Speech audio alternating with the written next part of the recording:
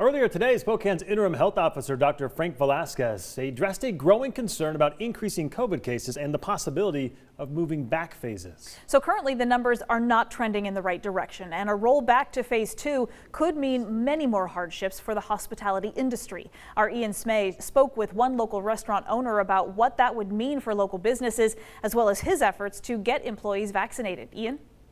Yeah, Mark and Whitney, hospitalizations and case rates are trending in the wrong direction in Spokane-County to meet Governor Jay Inslee's metrics during the next evaluation. This has caused Spokane businesses and restaurants in particular to prepare for another possible step back to phase 2 in what's been an already difficult year for the hospitality industry. Spokane's interim health officer, Dr. Francisco Velasquez, said earlier today that Spokane isn't trending in the right direction to stay in phase 3.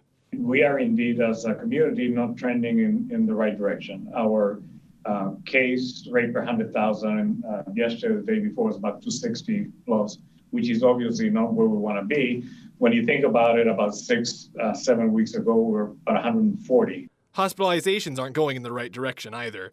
According to the Spokane Regional Health District, the county currently sits at over the 7-day hospitalization rate needed to stay in phase 3. Velasquez says some of this rise is due to gatherings related to events such as spring break and the NCAA tournament. But he says there is a way to help get us back to where we need to be. We're working very diligently trying to immunize as many as we can to help in the long run prevent the transmission. As you may know, we've actually have done several clinics already at our higher education institutions, and we're encouraging all that are 16 and older to get immunized. Mark Starr, who owns David's Pizza, is trying to do just that. He has been trying to get hospitality industry employees, many of whom are younger, immunized. His efforts led him to handing out free slices of pizza to people getting vaccinated at the Spokane Arena mass vaccination site today. And he says another shutdown would be disastrous for the local restaurant industry. I'd hate to consider what that means. It put a lot of people out of business, tremendous hardship on an awful lot of families. I'm really hopeful that that's not going to be the case. So, Starr and the rest of the local hospitality industry came up with an idea. One way to help try to keep restaurants open is to make sure their employees are healthy. But that isn't easy to do during the pandemic, given the hours that most of them work.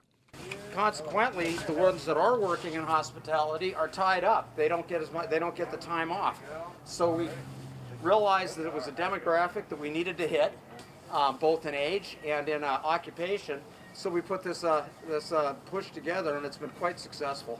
Currently, all people aged 16 and above are eligible for vaccination in Spokane.